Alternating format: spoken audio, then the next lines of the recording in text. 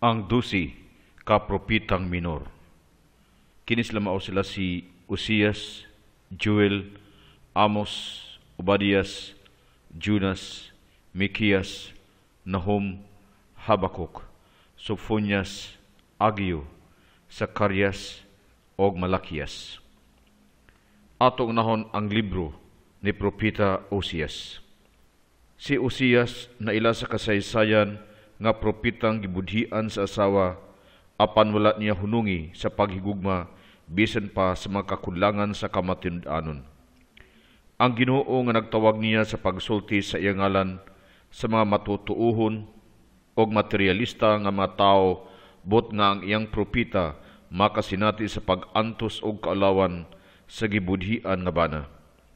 Ang mga propita nagpadayag sa Ginoo nga mibatig gugma sa tiunay og sudalang sa katawhan nga mahimong mapadayag sa tawhanong pinulungan. Humantaw ga sa Ginoo ang propita nakadawat sa pribilehiyo nga mobati og makakita sa mga butang sama sa Ginoo. Si Uzias magpas-an sa krus sama sa Ginoo. Makunanayon siyang paghigugma og pagpasaylo sa mabalhinon o mabudhion nga asawa. Og si Uzias sab mo palanog sa kasuko sa Ginoo ngadto sa Israel tungod sa ilang mga sala. Si Uzias nagsugod sa pagwalis sa mga tuig 746 BC. Sato pa sa katapusan sa maswagon nga paghari ni Jeroboam II sa amihan ng gingharian sa Israel. Human adto nagsugod ang 20 ka tuig sa kadunot sa gingharian nga misangko sa pagkabihag sa Samaria o sa pagpalagpot sa mga lumulupyo. Mga tuig 721 BC. Si Uzias mibarog aron pagsudya o paghulga sa mga tao nga walay pagpakabana. Nagpadayon siya sa pagwali samtang ang gingharian nag-anam og kahugno. Iyang gitagna ang pagsilot sa mga tao nga irresponsable og dili matinud-anon sa kasabutan tali sa Ginoo. Apan nakasabot siya nga ang Ginoo magtutudlo og dili motugod sa kalaot bisan sa pagkabungkag sa nasod nga walay mga rason. Pinaagi ini ang Israel may sama na pud sa iyang pagkasiya adtong panahon nga gisapwang sila sa kamot sa Ginoo o gidala gawa sa Ehipto. Mahimo silang kabus og mapabsanon nga mga tao nga nagsunod sa ilang Ginoo uban ang pagtuo og gugma. Ang libro ni Uzias nagsugod sa sugilanon sa iyang pakyas nga kaminyoon. Gikan ini nakakuha siyang pagtulunan alang sa Israel nga wala magmatinud-anon sa Ginoo. Kapitulo 1 hangtod 3. Dayon sa kapitulo 4 hangtod 13 anay pagsagol sa panudya, panghulga, pagdapit sa pagbag-o o panagna bahin sa pagabihag. Ang katapusan nga parapo, kapitulo 14 versikulo 2 hangtod 10, nagtanyag o paglaom alang sa maabot sa dihang gidalana sa Ginoo ang tanang bahandi nga gitaguan sa Israel. Ang sunod nga propitang minor mao ang libro ni propita Joel. Ang mga propita sa Biblia nasayod nga ang tanang butang lumalabay lang sa atong kalibutan.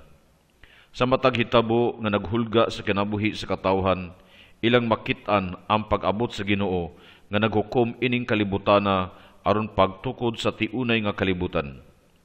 Si Joel ang hisgot sa yuta nga gihugpaan sa madulon. Ang katawhan naglantaw sa nadaot nga kamahan o sa nangawala nga abot. Si Joel naglantaw sa labaw pa ini. Walay makatupong sa kainila, kagrabe o kamakahadlok sa adlaw ni Yahweh. Kinsa ang makaagwanta ini? Dungan sa panaan sa kagawasan, gikan ining maong kalaglagan, nagbalita sad sa malipayong tuig, kanusa wala na'y kaguol, ni kahadlok. Ang adlaw gibalita na, kanusa ang ginumuhatag sa Espiritu sa mga propita, ngadto sa tananiyang mga anak, alang sa simbahan. Si Joel propita nga nagbalita sa pagkunsad sa Espiritu Santo. Ang atong reference, Buhat Kapitulo 2, versikulo 17. Ang laing propitang minor mao si propita Amos. Padulong sa tunga-tunga og ikawalong siglo sa wala pa si Kristo, ang gingharian sa Israel daw adunahan og maaswagon kayo. Ang mga gagmayng propita nangawala ug ang bahandi na sa kamot sa pipila ka adunahang tao, samtang nagkadaghan ang kabus.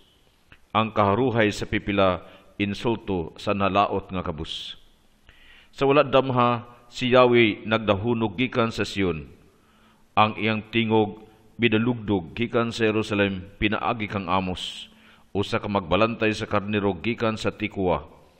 Ang gamayng balangay may gilayong mga 9 ka kilometro sa habagatang bahin sa Bethlehem sa yuta sa Juda.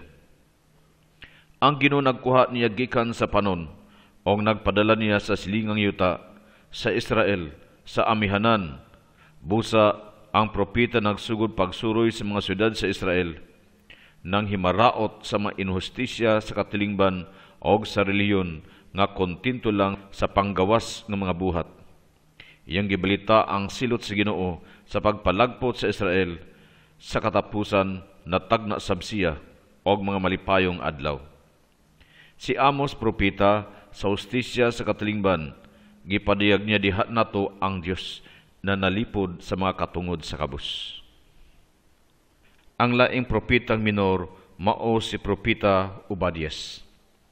Si Obadias nagsulat tingali sa mga tuig human sa 500 BC og sula pa ang pagbuntog sa Edom sa tuig 312. Ang iyang sinulat puno sa panawagan sa panimalos nga sa kailadman nagpakita siyang pagtuo sa hustisya katarong sa Ginoo. Ang laing propetang minor mao si propeta Jonas o Jonas. Adunay pipila sa tong panahon karon nga masayop bahin sa kinaiya nining maong libro og mangutana kung tinuod ba nga nabuhi si Jonas og nakapuyo sa sulod sa tiyan sa isda sa tulo ka adlaw. Ang Jonas istorya apan ang tagsulat angan lang nga ilhon nga propeta kay klaro kaayo nga nagpadayag siya sa makamatuuran nga nalimtan na sa iyang katalirungan. Kining makalingaw nga sugulanon wala magsaway sa mga nagsimba sa Dios-Dios o sa mga tao nga wala magtuog Ginoo, kunili nagsaway sa Diyos nun nga mga Hudiyo. Kinsa midukot sa ilang nasyonalismo, paghigugma sa nasod, og dali nga nakalimot nga ang Ginoo, Ginoo sa tanang katawhan. Ang laing propetang minor mao si Mikias. Si Mikias katalirungan ni Isayas. Naghiskot siya sa susamang sitwasyon apan dili rasab nga mailhan ang kalainan sa duha. Si Mikias gikan sa baryo, samtang si Isayas inila og malamon nga tao. Si Mikias gikan sa Morisit, balangay daplin sa kapatagan, din ang kasundaluhan sa Assyria og Ehipto mulabay. Sinati kayo niya ang kalisod og kadaot sa gubat og ang panglupig nga naangkon sa mamaguuma. Usaan na kaadlaw ang Ginoo nagtawag niya og hiyatagan siya kalig-on, hustisya og kaisog sa pag-adto og panghimaraot sa mga sala sa Israel. Nagsulti siya sa ngalan sa Ginoo nga walay nahigugma og maisugo niyang gipanghimaraot ang mga inhustisya nga gibuhat bisag asa. Sama ni Isayas diya sa pagpanghimaraot sa katilingban nga iyang gipuy-an, nagbalita siya sa kaswagan nga gitapigan sa Ginoo alang sa Jerusalem sa maabot nga mga adlaw. Ang ubang pulong ni Mikias nga gidayeg sa Israel kang kansang pagkabungkag o maabot na, gipangusab sa kadugayan aron pagpahaom ini sa sitwasyon sa Jerusalem o sa gingharian sa Juda. Dihang miagi sab sila sa susamang krisis. Ang laing propetang minor mao si Nahum. Si Nahum nanagna diha nga ang gahom sa Assyria nagkahugno sa kamatayon ni Assurbanipal, ang katapusang hari sa tuig 626.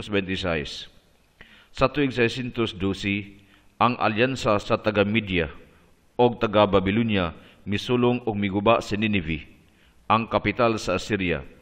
Hinuon, bisan sa wala pa nimo abot, ang mga Assyrio na wad-an sa gahom sa pagkontrolar sa mga tao nga ilang giulipon, og nasilag niya pag-ayo. Ang mga bakak ni Nahum nagpakita sa kasing-kasing sa bayani nga nagtuo nga ang Diyos ang nagmando sa kasaysayan sa katawhan. Ang laing propetang minor mao si Habakuk. Si propeta Habakuk una nga mihagit sa Ginoo sa paghimog husay. Sulod sa nangaging mga siglo, ang pagtuo kanunay nga nagsangyaw sa katarong hostisya sa Ginoo. Apan dili sa tanang panahon nga tin-aw kining maong hostisya.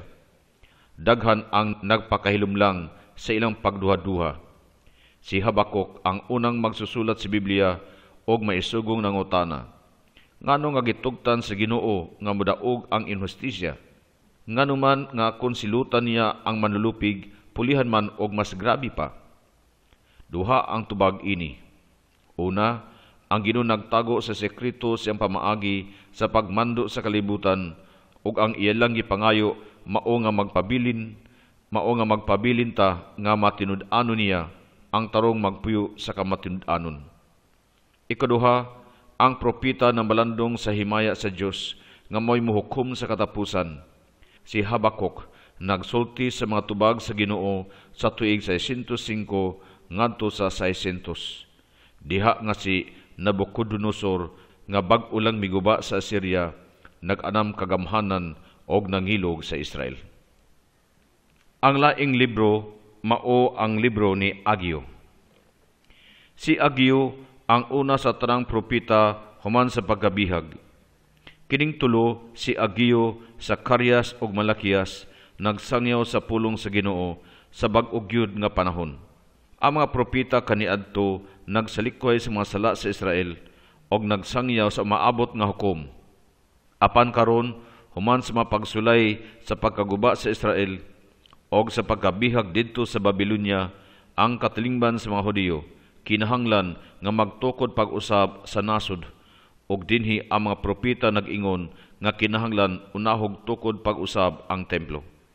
Namatud-an na nga ang mga Hudiyo og kitasab moalagad una sa Ginoo sa dili pa mangayo sa kasulbaran sa ilang mga suliran. Apan ang mensahe ni Ageo may pakatagna sab, nagpasiugda ni og bag-ong lakang sa balaang kasaysayan din ang kasuwagan sa mga Hudiyo makab-ot pinasikad sa kamatinud-anon sa balaod og sa pagsimba. Ang templo mo nay pinuy-anan sa Ginoo taliwala siyang katawhan. Apan maghulat sab sila sa misteryo nga pag-abot sa Ginoo sa adlaw nga siya muanha sa iyang katawhan. Ang laing minor nga propeta mao si Sophonias. Sa matuig 630 ang tingog ni Sophonias mibuak sa kahilom human sa 70 ka tuig nga wala madungog ang tingog sa Ginoo. Si Isaias mitapos siyang misyon sa tuig 690 og human adto ang mga matuohon sa Huda miagi sa kapin sa 50 ka tuig sa panglutos sa paghari ni Manases. Ang laing propetang minor mao si Zacarias.